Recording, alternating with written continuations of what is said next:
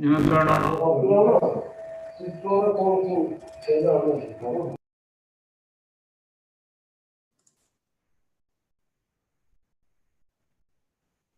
Okay, this is better, I guess.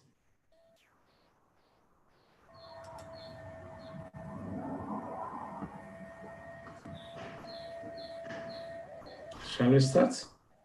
Hi, everybody.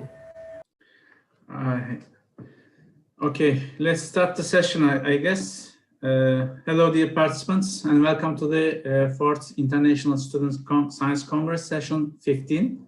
I'm the chair of this session, and my name is Fethullah Güneş. I'm working in the Department of Material Science and Engineering in İzmir Kağıtçıoğlu University.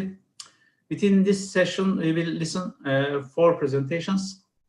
Before starting the session, I would like to remind that all the presentations should be finished within 15 minutes, including questions and answers. So please use your time effectively.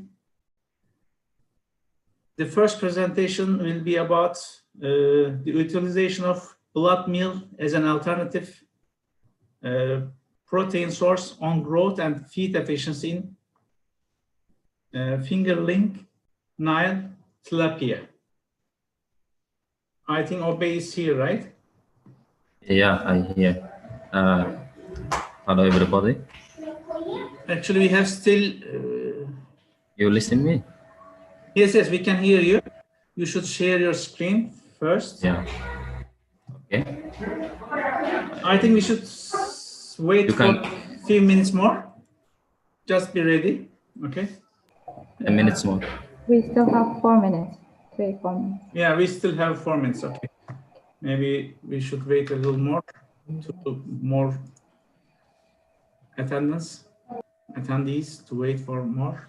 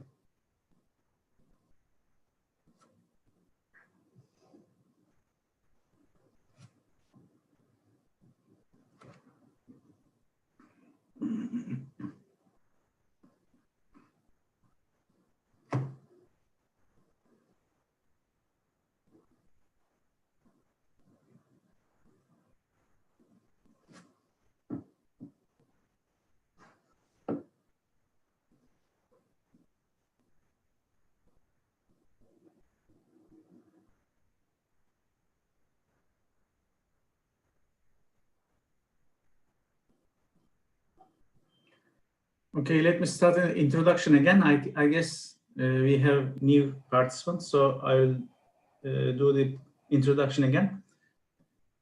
Hello, dear participants, and welcome to the 4th International Student Science Congress. This is the session 15. I'm the chair of this session, and my name is Fethullah Güneş. I'm working as an associate professor in the Department of Material Science and Engineering in İzmir Kağıtçıoğlu University. So let me remind that all the sessions, all the presenters should finish within the 15 minutes, including question and answers. So please use your time effectively. We will start with the first presentation by Obey Alnaeim about the utilization of blood meal as an alternative protein source on growth and feed efficiency in Fingerlings, Nile, Tilapia. Okay, Obey. Please start your presentation. Can you share your screen?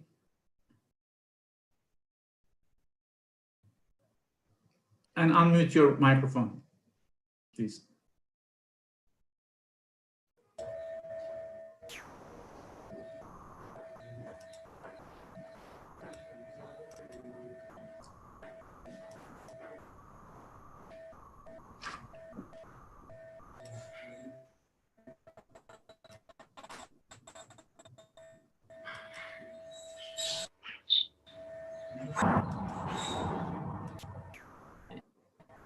Okay, I can begin it.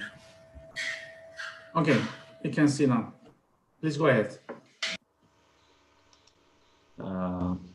Hello, I am Alnaeim. I am a student of the University of Ogeli. I make master degree, Department of Agriculture.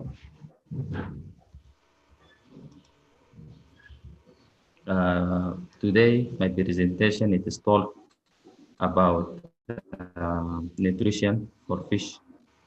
Presentation title: Utilization of blood meal as an alternative protein source and improves the feed efficiency of the fingerlings, Nile, Tilapia, Oreochromis, niloticus. In the introduction, we know agriculture.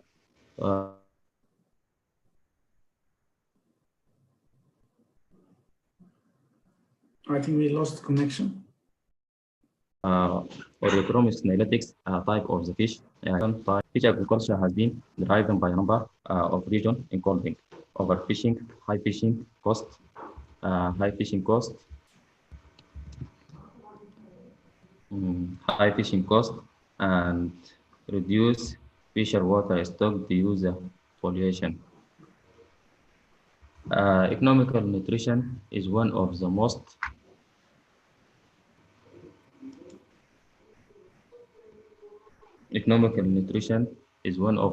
important factors in the success of agriculture. The aquafeed business had to research for available alternative protein source to reduce their reliance on fish meal. Their overdeveloping planning to exchange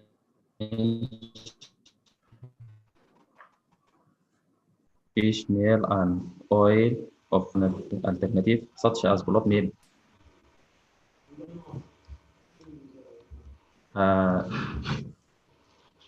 In this drawing, we'll explain the construction of experiment.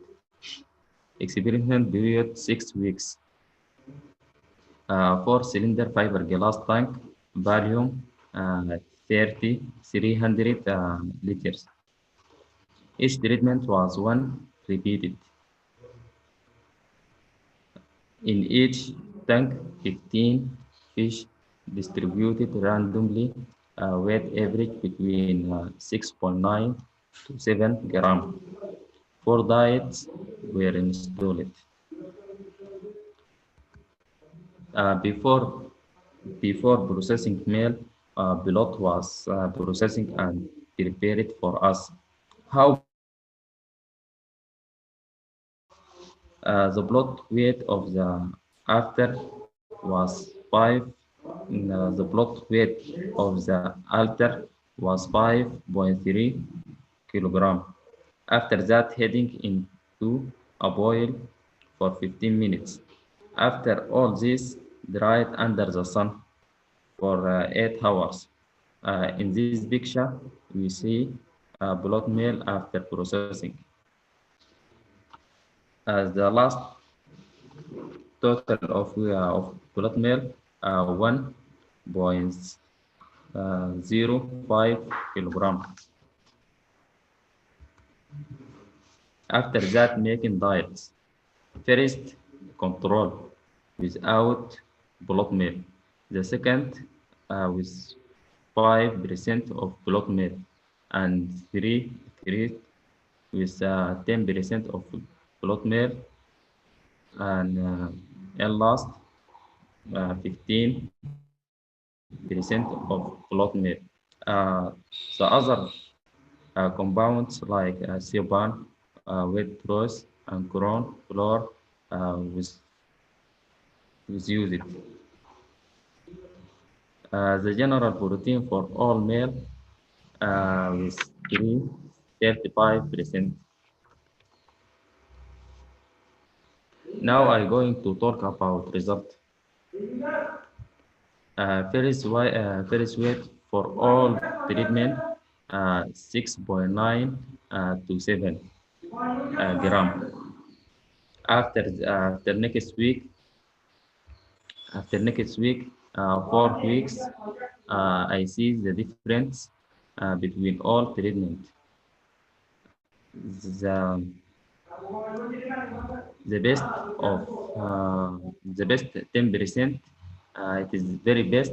It have one.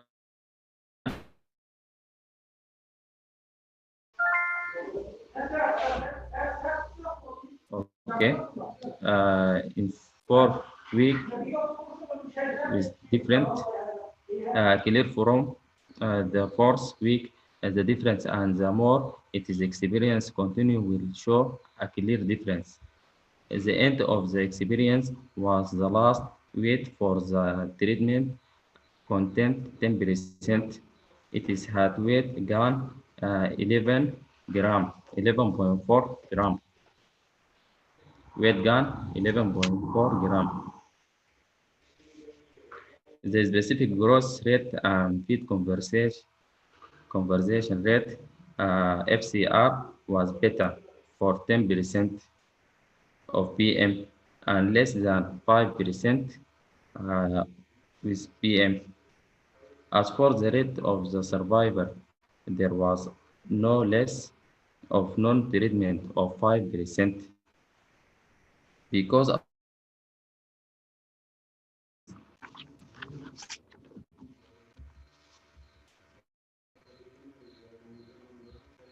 survival rate in all treatment it is very good, but in 5% have had some disease. I say that in summer, blood powder or blood meal can be used as alternative to protein in fish food, and the dose is 10% is the most suitable in the age and entire stage of Nile tilapia fish. This all of my presentation. Okay, thank you, Mr. Robey, for the nice presentation. Is there any questions? Is there any question about the topic, utilization of blood meal?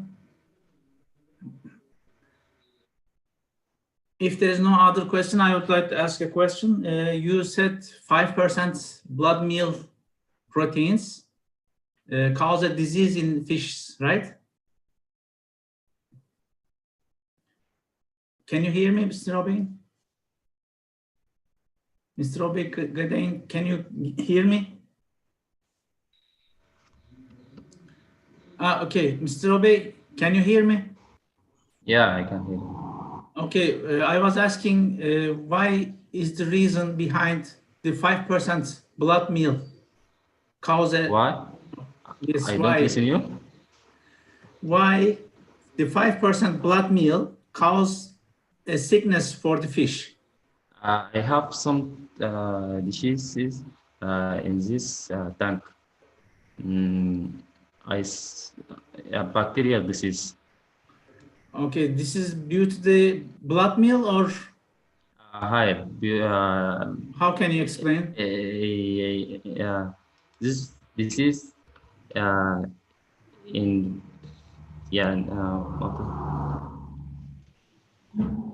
I had this fingerlings from hatchery.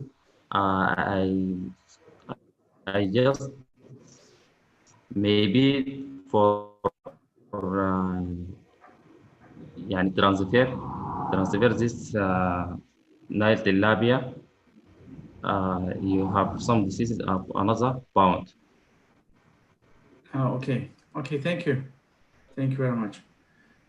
Is there any other question? If there is no, we can continue with the second presentation.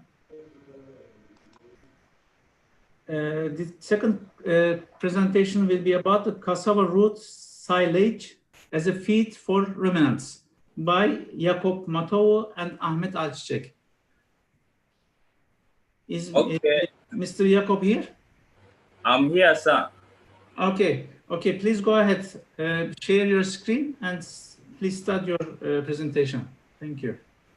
Okay, dear moderator, plus all presenters that are available here to this Congress, I welcome you to my presentation. I'm sharing my screen.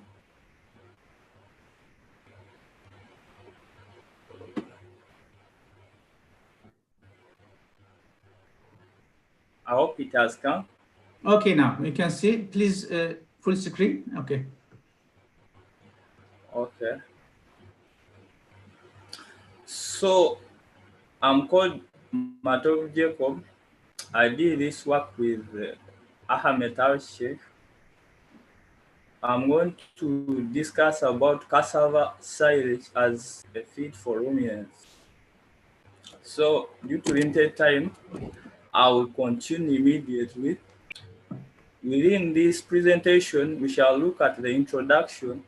We shall look at cassava production and distribution, nutrition composition of cassava, effects of ensiling or nutritional value of cassava, feed value of cassava.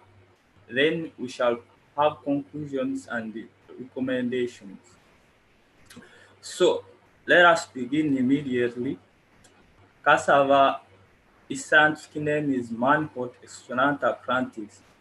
It can also be known as manioc, yuca, or tapioca. Mainly here in Turkey, it's called manioca. Actually, it's a tall slab of 1 to 4 meters. So let us look at its origin. Where did it originate from? There has been a big debate about the origin of cassava, but very many authors in the 16th century came out and concluded that the origin was South America due to actually some remainings that were found in South America, mainly in Brazil. Actually, as we've seen the origin in South America, how was it distributed to the different continents like Asia, Africa?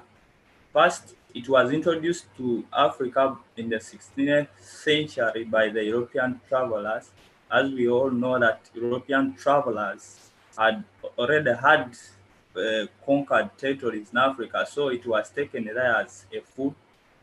Then in Asia, in the 20th century, it was also taken there as food and for starch extraction.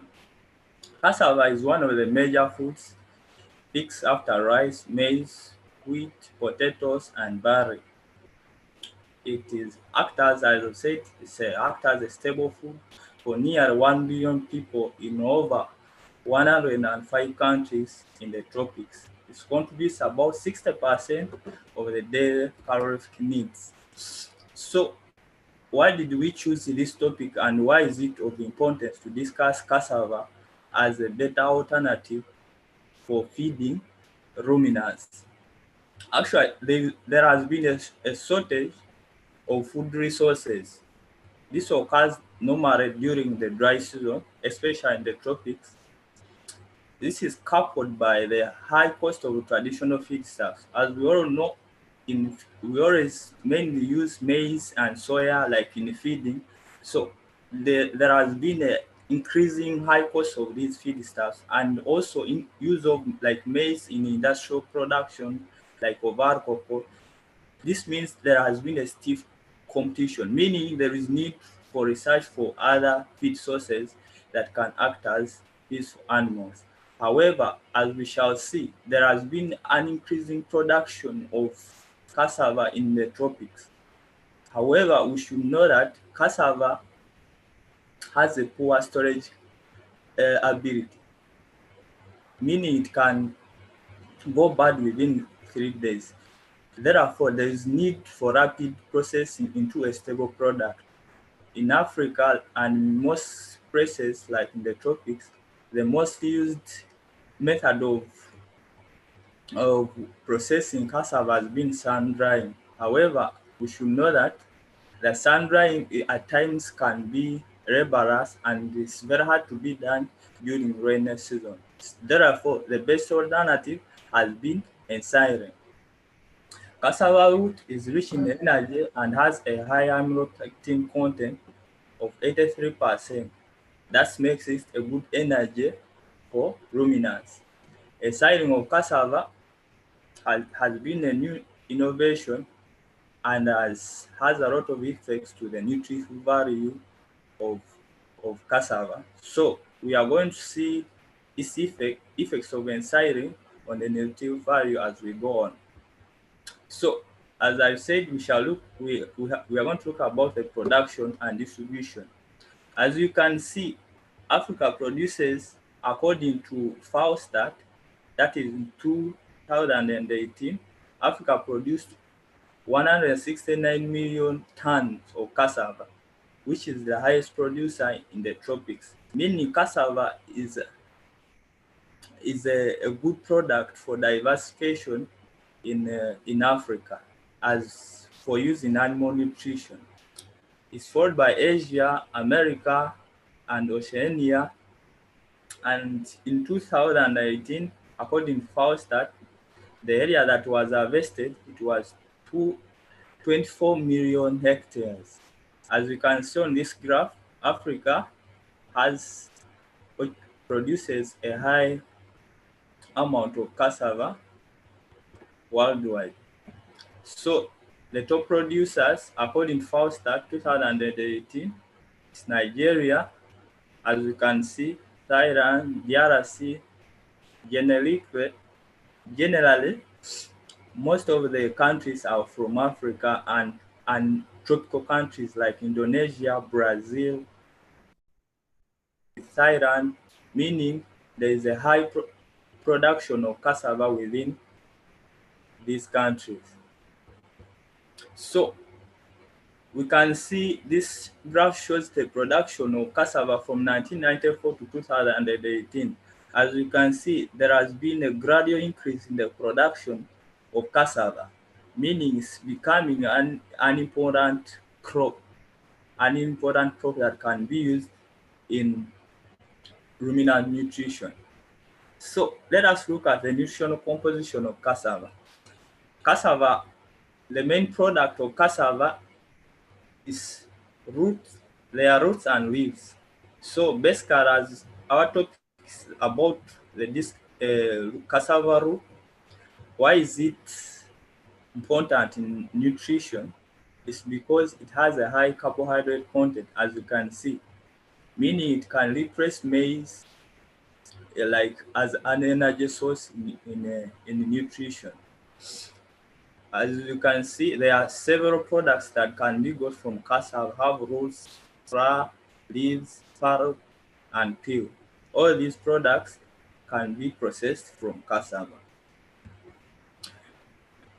We should also know that cassava has a lot of nutritional factors, but as a matter of fact, we should know that the most common nutritional factor is the cyanogenic glycosides. Mostly it ranges between 15 to 400 milligrams. However, in the beta varieties, you can find from 1,300 to 2,000 milligrams. Also, we can find tannins, oxalate, polyphenols, citric acid, lignin, and alkali. So our major concerns is about hydrogen cyanides.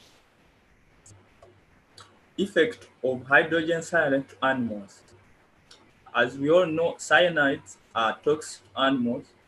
So as we are feeding cassava, we should be cautious when we are feeding cassava to animals about the concentration of cyanides in that cassava we are going to feed animals. So roots containing less than 0.10% are safe for use in animals. However, chronic ingestion of cassava peel besters containing sublethal dietary cyanide causes impaired thyroid function and growth, neonatal death, and low biology in animals. High dietary cyanide exposure from poor cassava has been associated with neurological disorder and irreversible paralysis. This shows the effects of hydrogen cyanide to animals. So let us look at the effect of ensiling on the nutritional value of cassava. Of course, when we ensile cassava, there will be reduction of the hydrogen cyanide, which is beneficial, meaning we can use high proportion of cassava in our diets.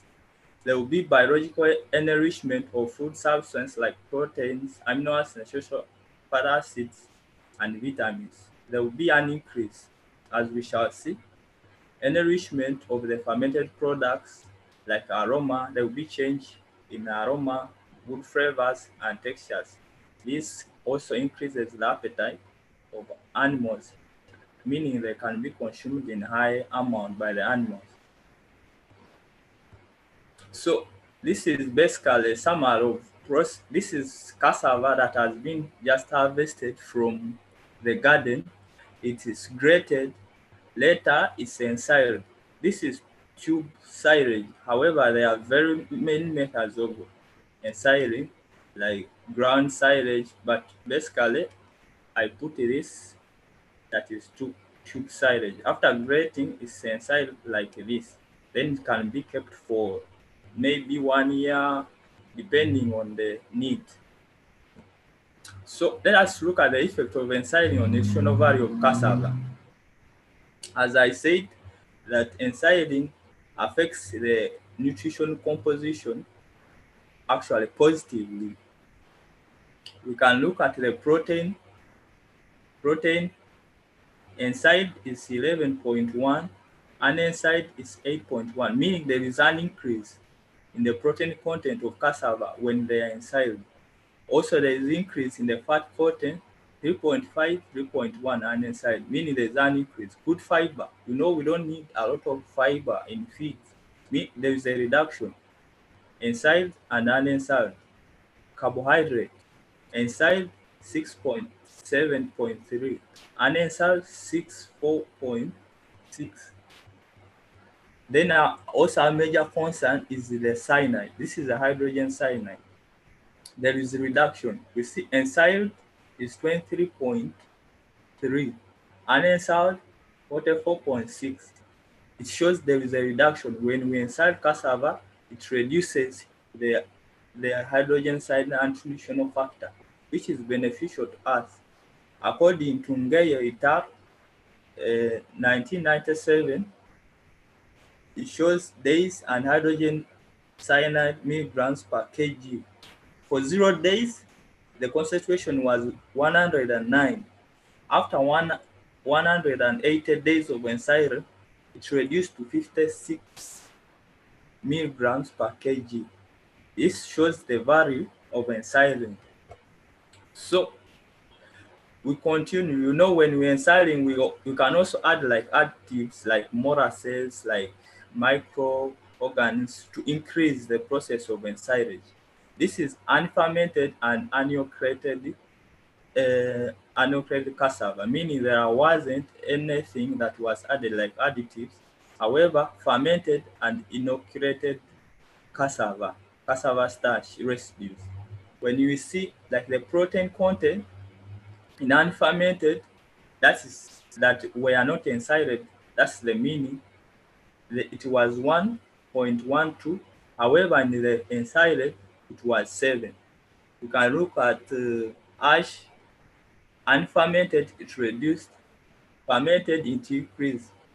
The fat content, that is the ether extract, there was also an increase, meaning ensiling affects positively the nutritional value of cassava. Let us look at the cyanide. Unfermented, it was 17.88.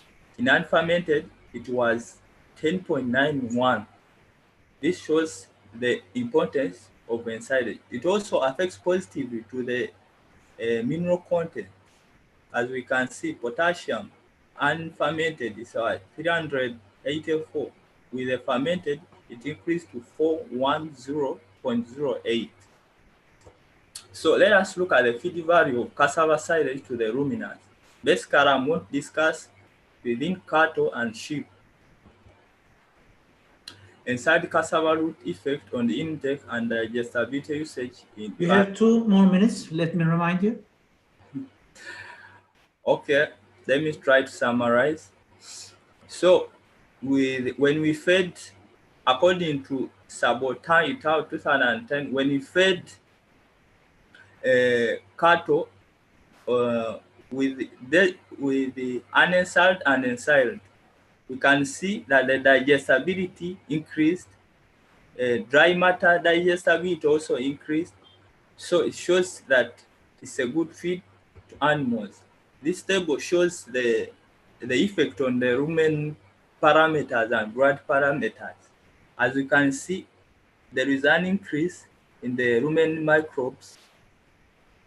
There is also a positive effect on the rumen temperature that never exceeded the required one, meaning it allows growth of the microbes that are essential in the rumen digestion. Then here we look at the cassava and the effect of milk composition. Milk composition, milk fat, there's an increase, milk protein, there's a positive effect, and total solids. So it shows even in dairy cattle, inside cassava has a positive effect and can be fed very well without any reduction. In sheep feeding, according to Nutrition in 2018, showed that when you fed 60% of a side cassava fish, there was increase on cut weight, empty body weight, and percentage of the carcass weight. Also, according to Edebor 1981, he fed inside cassava fields to sheep at 0, 24, and 60% rates of inclusion to replace equivalent amounts of maize in the amount, control that, and observed average daily gain of 60, 38, 31, and 84, as you can see. Then this one shows also the performance of sheep-fed, fermented, and ensiled cassava peel. As you can see, there is an increase in feed intake, daily gain weight, and feed efficiency. Then let me conclude. Though it has been long, I never mind to explain very well the last slides.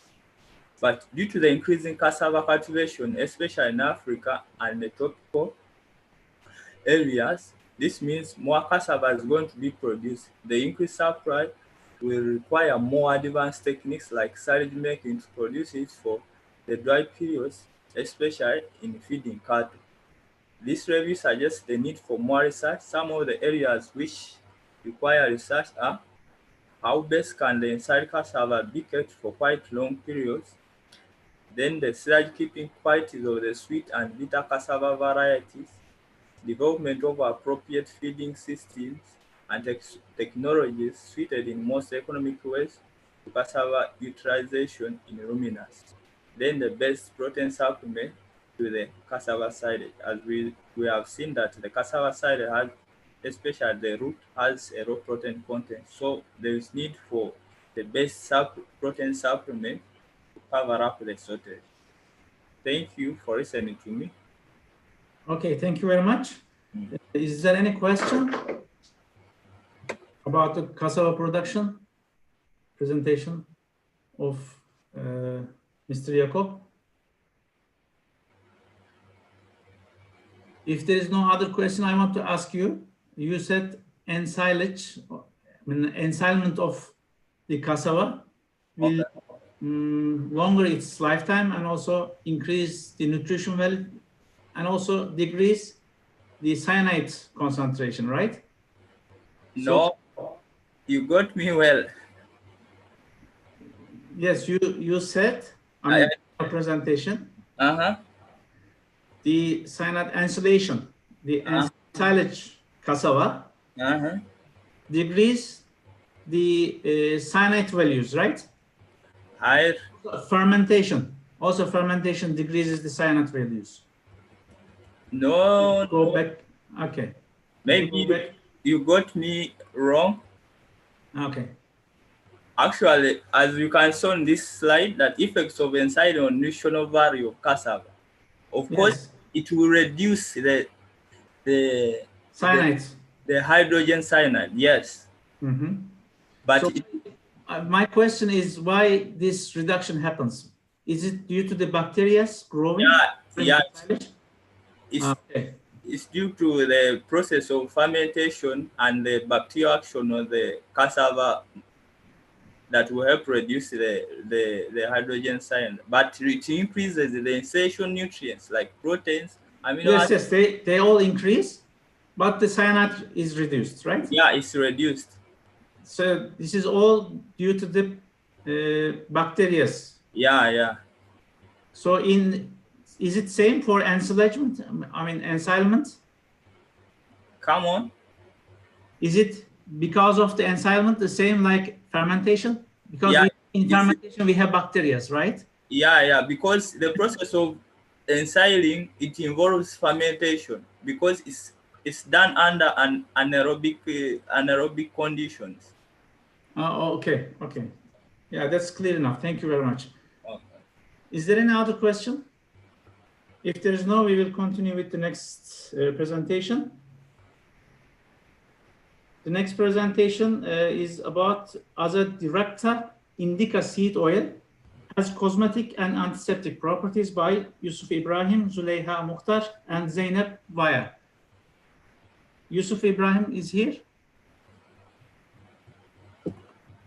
Or any of the presenters, Zuleyha Mukhtar or Zeynep Vaya?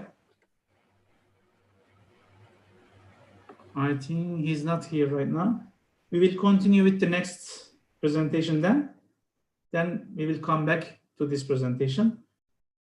The next presentation is about the Tarhun, Bitkisinin, Kekin, Kalite Karakteristikleri Üzerine, Etkisi, which will be presented by Esra, Alptekin and Sibel Black.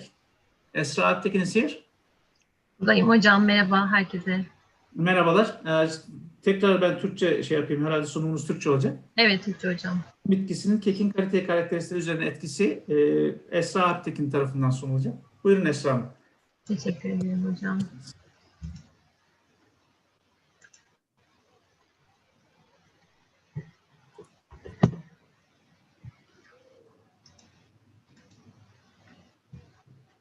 Herkese merhaba. Sağlık Bilimleri Üniversitesi Gıda Teknolojisi Yüksek Lisans öğrencisiyim. Danışmanım doktor öğretim üyesi Sibel Bölek'le hazırlamış olduğumuz Tarhun Artemisia dracunculus bitkisinin Kekin kalite karakteristikleri üzerine etkisini sizlerle paylaşacağım. Tarhun bitkisi Artemisia dracunculus türünün kurutulmuş veya taze yapraklı dalıdır. Tarhun ülkemizde başta Güneydoğu ve Doğu Anadolu bölgeleri olmak üzere Türkiye'nin çeşitli bölgelerinde kurutulduktan sonra yaygın olarak kullanılmaktadır. Tarhun sindirimini kolaylaştırıcı, mide ve bağırsak gazlarıyla idrar söktürücü ve hazımsızlık giderici gibi özelliklerinin yanı sıra yapraklarında mineral tuzlar, iot, A ve C vitaminleri bulundurmaktadır. Tarhun antioksidan özellikte olup etkili bir iştah açıcı olarak kullanılmakta. Tarhun doğranmış, çekilmiş ya da yaprakları ve saplarıyla kurutulduktan sonra nane anason karışımında hoş bir aromaya sahip bir bitki. 100 gram tarhunda elde edilen kimyasal bileşimini görüyoruz burada. Sudan A vitaminine kadar çeşitli kimyasal bileşimleri var. Tüketicilerin fonksiyonel gıdaları olan ilgisinin son yıllarda artan bir eğilim göstermesinin temel nedeni fonksiyonel gıdaların içerdikleri doğal antioksidanlar ve fenolik maddelerin insan sağlığı üzerine olumlu etkilerinin bilimsel araştırmalarla ortaya konulmasının bu tür gıdalara tüketicilere daha sağlıklı bir görünüm kazandırmasıyla ilgili. Bu amaçla da pek çok zenginleştirilmiş ürün formülasyonu geliştirilmiştir. Tıbbi ve aromatik bitkiler içerdikleri antioksidan, antimikrobiyal maddeler gibi özellikleri nedeniyle insan sağlığı üzerinde olumlu etkilere sahip. Bu nedenle de tıbbi ve aromatik bitkilerin fonksiyonel bir gıda bileşiğini olarak kullanılma olanaklarının araştırılması günümüzde sağlıklı beslenme bilincinin artması ve tüketicilerin satın aldıkları gıdadan besleyici özelliğinin yanı sıra da çeşitli yararlar sağlamayı ve beklemek nedeniyle son derece önemlidir. Bu çalışmada bilimsel araştırmalarla sağlık üzerine olumlu etkileri kanıtlanmış olan Tarhun bitkisinin gıdalara katılma olanakları araştırılmıştır. Bu amaç doğrultusunda da tüm dünyada farklı formülasyonlarla üretilebilen ve her yaş grubunda yaygın olarak tüketilebilen kek, Tarhun bitkisiyle zenginleştirilmiştir. Tarhun bitkisi Erzurum bölgesindeki yerel bir üreticiden temin edilmiştir. Kek yapımında kullanılan ham maddeler ticari marketten temin edilmiştir. Kek formülasyonu ve pişirme işlemi ISSC'de belirtilen standart prosedürlere göre yapılmıştır. Tarhun %0, %5, %10 ve %15 oranlarında buğday unu ile ikame edilerek kek formülasyonuna eklenmiştir. Burada da A'da %0, B'de %5, C'de %10 ve D'de %15 oranında Tarhun bitkisinin eklenmiş kek görünümlerini görmekteyiz. Burada keklerin LAB değerleri bir renk ölçer kullanılarak ölçülmüştür. Sonuçlarda 3 tekerrürün ortalamasıyla verilmiştir. Tarhun bitkisinin ve keklerin antioksidan aktiviteleri sinklosen ve arkadaşları tarafından belirtilen yöntemle DPPH reaktifi kullanılarak belirlenmiştir. Spektrofometre ile 517 nanometre absorbans değerleriyle ölçülmüştür. Tarhun bitkisinin ve keklerin toplam fenolik madde içeriği Cemeroğlu tarafından önerilen yöntemde küçük modifikasyonlar yapılarak belirlenmiştir ve sonuçlar gallik asit cinsinden açıklanmıştır. Keklerin tekstürel özellikleri tekstür analizleri kullanarak belirlenmiştir. Tarhun bitkisi silindirik prop yardımıyla 5 kilogramlık hücre yükü kullanılarak sıkıştırılmıştır. Test öncesi hız ve test hızı 1 milimetre/saniye olarak ayarlanmıştır. Keklerin duysal analizi yaşları 25-50 arasında değişen 8 yarı eğitimli panelist tarafından ISO 8586'da belirtilen prosedüre göre gerçekleştirilmiştir. Keklerin görünüş, doku, koku ve lezzetleri 5 puanlı hedonik skala kullanılarak değerlendirilmiştir. Buradaki skalalarda 1 hiç beğenmedim, 2 beğenmedim, 3 ne beğendim, ne beğenmedim, 4 beğendim, 5 çok beğendim şeklinde kullanılmıştır. Örneklerde 3 tekerrürlü olarak test edilmiş ve her uygulamada panelistlere 4 örnek sunuldu. Ve örnek sunumları arasında da ağızda oluşan kalıntı tadı gidermek için su kullanılmıştır. Burada da üniversitemizdeki duysal analiz laboratuvarındaki yapılan duysal analiz testinden bir kesit gösteriyoruz.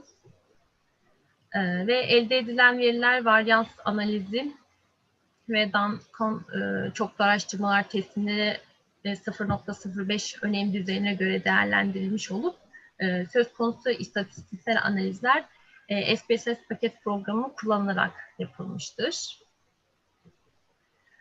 Burada keklerin renk değerlerinin tabloda görüldüğü gibi bulundu ve kek formülasyonundaki tarhun bitkisinin de oranı arttıkça L, A ve B değerlerinde azalma olmuştur. L ve B değerleri buradaki şekilden de görüldüğü gibi aydınlık rengin karanlığa dönmesiyle ilgili olduğu için bunu Maillard reaksiyonuyla yani kekin pişirme sırasında gerçekleşen enzimatik olmayan esmerleşme reaksiyonuyla da açıklayabiliriz. Antioksidan aktivite ve toplam fenolik madde değerleri tabloda görülmektedir. Baktığımız zaman burada kek formülasyonundaki tarhun bitkisinin oranı arttıkça keklerin antioksidan aktivite ve toplam fenolik madde değerlerinde istatistiksel olarak önemli olan düzeyde artışa neden olmuştur.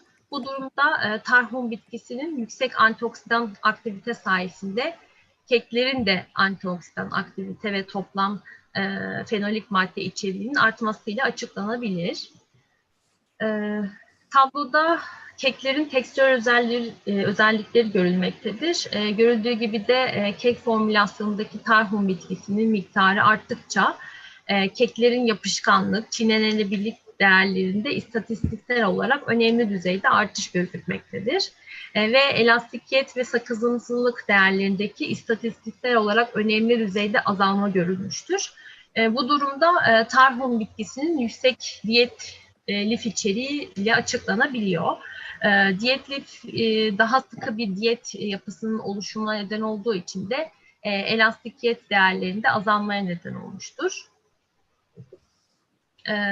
Duysal özelliklere baktığımız zaman kek formülasyonuna Tarhun bitkisi ilavesi %5 oranına kadar olumlu düzeyde etkilediği görülmüştür. Çünkü duysal panellerden alınan puanlarda artış gözlemlenmiştir. Fakat %5'in üstüne çıkıldığı zaman bu değerler kademeli olarak istatistiksel olarak önemli düzeyde azalma gerçekleşmiştir. Kek formülasyonuna Tarhun bitkisinin %10 oranında katılması hedonik skalamızda 3 ne beğendim ne beğenmedime karşılık geldiği için duysal olarak kabul edilebilir bir ürün oluşuma sebep vermektedir diyebiliriz. Kek formülasyonundaki Tarhun bitkisi miktarı arttıkça L ve B değerlerinde düşüş gerçekleşmiştir. Ayrıca kek formülasyonuna Tarhun bitkisi ilavesi keklerin toplam fenolik madde ve antioksidan aktivite değerlerinde istatistiksel olarak anlamlı ölçüde artış sağlamıştır. Duysal analiz sonuçları da kek formülasyonuna %10 oranına kadar da Tarhun bitkisi ikamesinin duysal olarak kabul edilebilir bir ürün elde edilmesine olanak sağladığı ortaya çıkmıştır. Çalışmada elde edilen sonuçlar Tarhun bitkisinin fonksiyonel bir gıda bileşeni olarak faydalanabileceğini ortaya koymuştur. Tarhun bitkisinin eklendiği gıdanın antioksidan aktivitesinin artması ve duysal olarak kabul edilmez bir ürün oluşuna sebebiyet vermemesi nedeniyle farklı gıda maddelerinin formülasyonunda katılma olanaklarının araştırılmalıdır. Gelecek çalışmalarda Tarhun bitkisi içeren gıdaların insan sağlığı üzerindeki pozitif etkilerini doğrulamaya yönelik olarak planlanmalıdır. Beni dinlediğiniz için teşekkür ederim. Biz teşekkür ederiz bu güzel sunum için. Sorusu olan arkadaş var mı acaba? If you have any question, please go ahead about the presentation. Sanırım yok. Hocam ben sorabilir miyim? Buyurun hocam. Ben alandan değilim ama merak ettiğim için sorayım. Şimdi bu katkıları, değişik katkıları mesela keke deniyorsunuz. Başka ürünlere de deniyor musun? Mesela ekmekte falan değişik. Ekmekte de denenebilir hocam ama ben denemedim. Kekte yapmayı tercih ettim ama deneyebiliriz. Bunun nasıl bir şey? Mesela tatlı mı? Keke koyduğunuz için tatlı bir tat mı veriyor? Yani ekşi tuzlu değildi. Hoş bir koku veriyor. Tatlıya yakın hocam. Ekşi değil.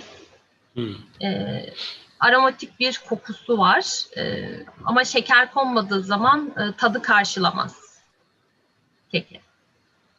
Evet. Tamam. Teşekkür ederim. Rica ederim hocam. Teşekkür ederim. Teşekkür ederiz. Şimdi daha sonraki sunumumuza geçeceğiz. Bir önceki sunumdaki arkadaş Yusuf İbrahim burada mı acaba?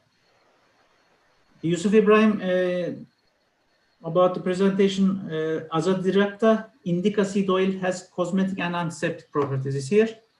Yusuf İbrahim, Züleyha Muhtar, or Zeynep Vaya. If they are not here, we will accept another presenter from yesterday, which is by Jean-Claude Toussaint. Comparative study of composted Gravilla robusta-Paspalum and Alnus AC Paspalum biomasses. Is Jean-Claude here? Yes, I'm here. Okay, please share your screen. Okay. Esra Hanım, artık paylaşımınızı durdurabilirsiniz, ekran paylaşımınızı.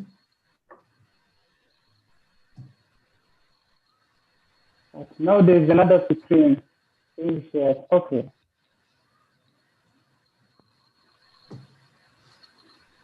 Jean-Claude, can you hear me? Can you share your screen? Okay, I'm sharing. Okay. Yes, I'm sharing. No problem. We are waiting for you. Yeah. Still sharing, yeah.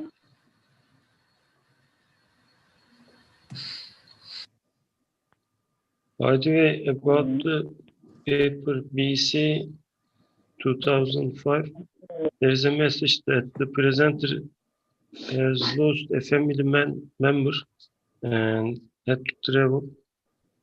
So He cannot present, I guess, today. he will not be able to present, yes. Okay, thank you. I'm opening 1 minute. Jean-Claude, we cannot hear you clearly.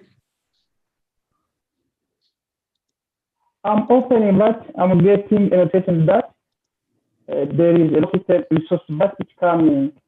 1 minute, please. I cannot understand clearly. Okay, it's coming. Can you share your screen? Yeah, it's going to happen. Please.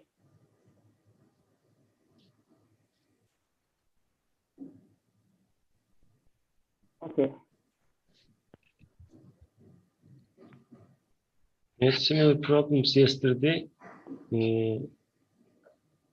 Probably he has technical problems about his internet connection.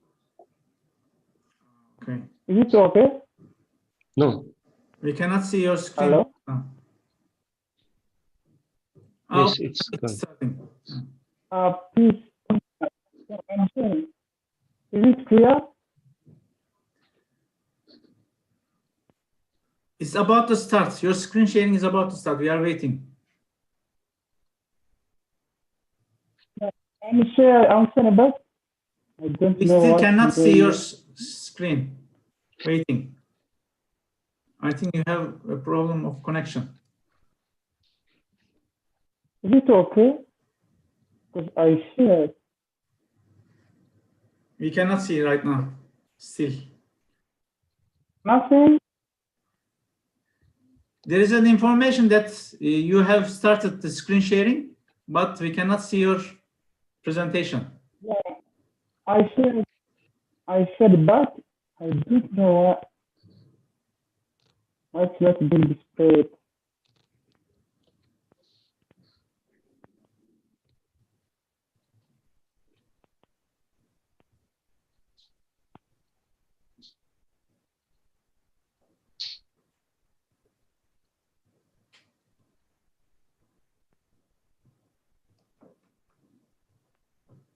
Is there something? No, we cannot see it still.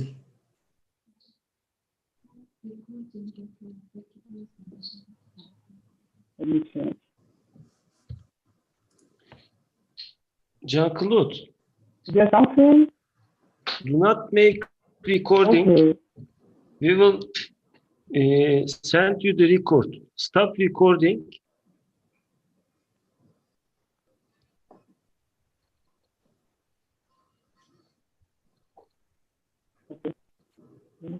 Yes, Okay, now we can see.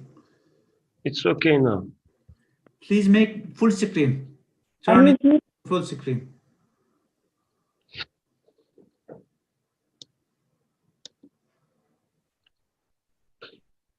Okay. Please start. Is it clear? Yes, we can see your presentation. Start your presentation, please. I'm Jean-Claude from Rwanda currently. Is it not clear? Yes, we can see your presentation. Please start. Make full screen first.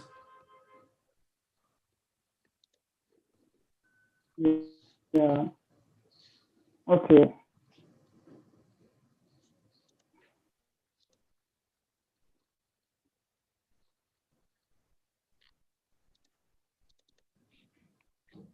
I'm Jean-Claude from Rwanda. At the start of this presentation,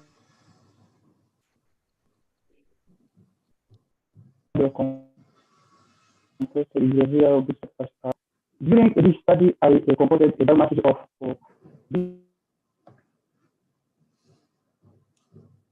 different species. Problem with the sound. Very robusta. We cannot hear your voice clearly. Is an agroforestry, and Almis acuminata is also an agroforestry.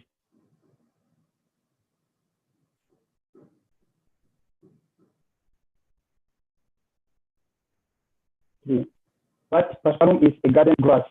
I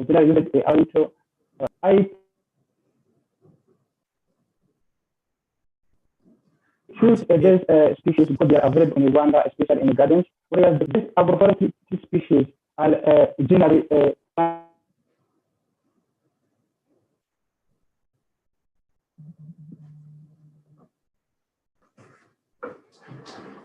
Efendim hocam.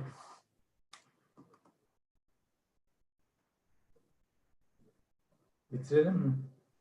İdare edelim, devam edelim değil mi? Tamam. and the high ratio group in Rwanda, those led to fertility. In Rwanda, agriculture is an important sector for development and survival. As agriculture contributes to land degradation, it becomes an environmental issue in the country. As the use of inorganic fertilizers contributed to the release of nitrates to drinking water, and sometimes led to eutrophication in the water bodies like rivers, lakes. This becomes an important issue in terms of environment. So this as an issue in Rwanda as well as a global issue, there is a need for finding alternatives for fighting against the issue. In the context of finding an alternative for fighting against the issue of eutrophication and nitrate rating, and for contributing to crop production increase, I did such study about composting. This study involving Güneş, robusta-Paspalum, and robusta-Paspalum, where those composts were assessed in terms of nutrients, supply capacity, and about some important compost characteristics. As you see, research question is general about comparing whether one combination is better than another in terms of important compost characteristics. Regarding the first picture is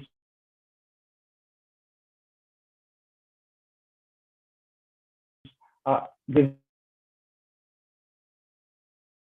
Via robusta. The second one is before being planted.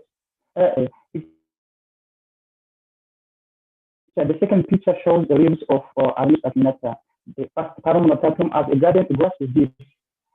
All these biomasses were used during composting. Composting as a process is similar to humus formation, where there is the composition of organic materials under aerobic decomposition, leading to the conservation of nutrients. This process is a process involving organisms which can decompose those materials under certain conditions. Materials used, as I said, include leaves and the twigs of Güneş and Almis acuminata and the biomasses of Paspalum. During the sampling, I used these materials as you see. In laboratory analysis, I used different materials according to each parameter, even if not mentioned here in detail.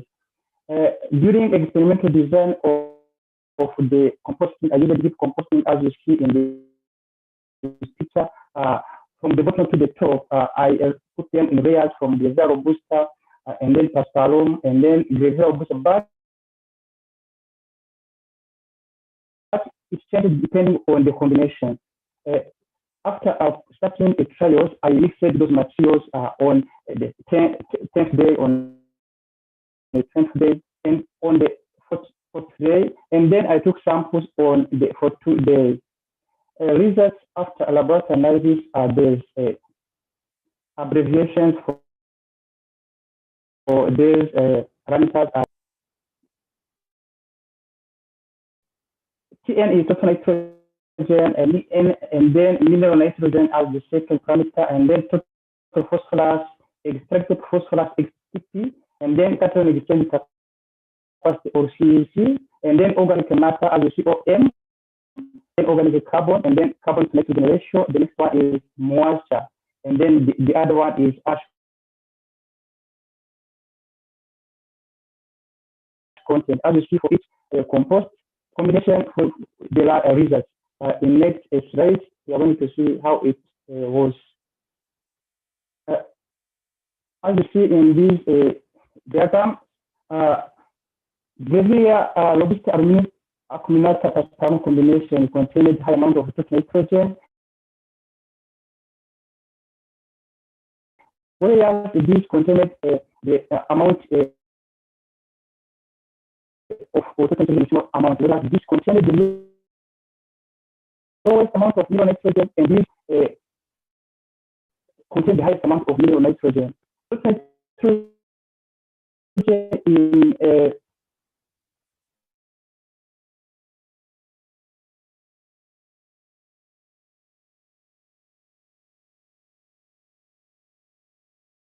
in a common compost ranges from this value, and compost can range from this to this value in terms of dry weight. And all the study compost match those conditions. Regarding mineral nitrogen, the level of mineral nitrogen was very low, but this is an important aspect when it comes to reducing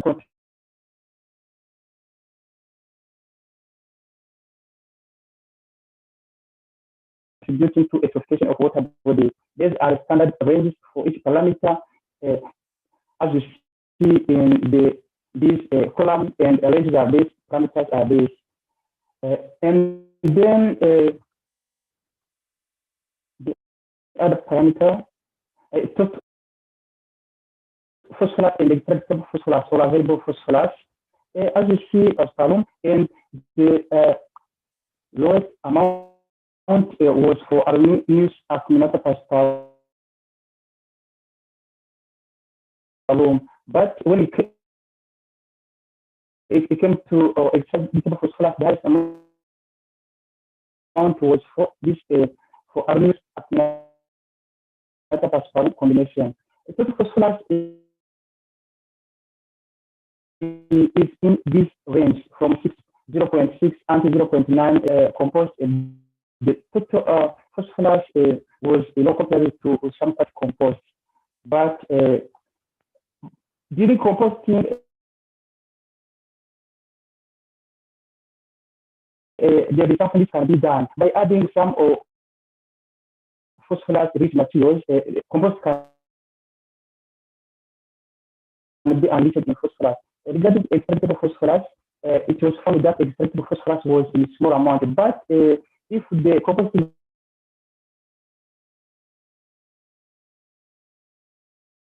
period can be increased for more than 6 weeks, the amount can be increased with the composition. Regarding cation exchange capacity, as you see, the Grevilia Paspalum combination contained the highest amount, whereas Artemisia contained a small amount.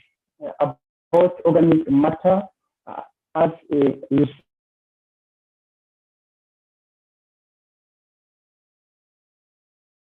see here, Artemisia Paspalum contained the highest amount. Regarding organic carbon, Artemisia contained also the highest amount, because there is a big relation between organic matter content and organic carbon. Regarding ash content, as you see, you have 3 more minutes. Please try to cover. Yes, amount is for this. And regarding moisture content, the amount is very close about the robusta-Paspalum showed the highest amount.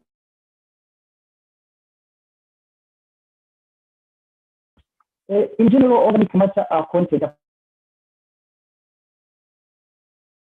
according to researchers, there is no ideal amount of organic matter, and this can affect also the amount of organic carbon, but there are some ranges which are a source of organic carbon and organic matter, because those values found are very close to amount in standard range. As you see, on moisture content, the amount of moisture content was closer to recommended range, and compared to straw bedding and cow matter, and this is closer to standard ranges. This can pose some challenges during handling, which gives information about a mineral which can be available in those compost. It was found that the robusta-Paspalum contained the high amount of ash content, and Paspalum contained the low amount. And that shows the information about the presence of mineral, or this ratio shows how organic materials can decompose quickly or slow.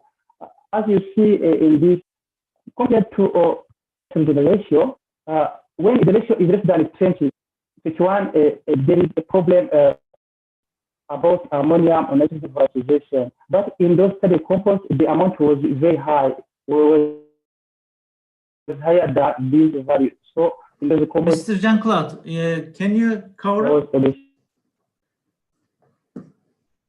Can you conclude your presentation? Regarding pH, as you see, the pH was closer to 6.5, which is the composition. For instance, there is aerobic decomposition. For getting compost, there is an acceptable pH and ideal pH. As you see, these ranges are the composition of this accumulator was a good compost, and greater aluminum accumulator decomposed slowly. Paspalum has a low quality compared to metal because all parameters showing. Okay. As you see, I'm at the end.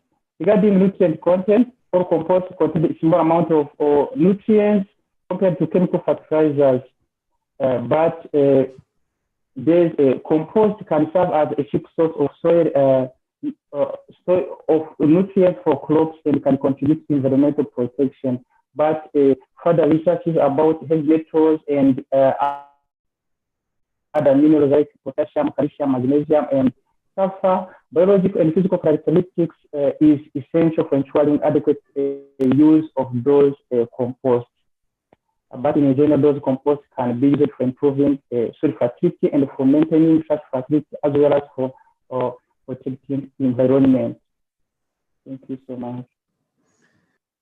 Okay, thank you very much for the nice presentation. If there is any questions, since we are over time, you can ask in privately to Jean-Claude. If I think there is no other presentation today, so I would like to conclude our session. Thank you all participants, and we expect you to join our Congress next year as well. This was the first time online. Probably we will make it again online. We don't know, depending on the COVID situation. Please welcome and to submit your abstracts for the next 5th Student Science Congress. Thank you. Thank you.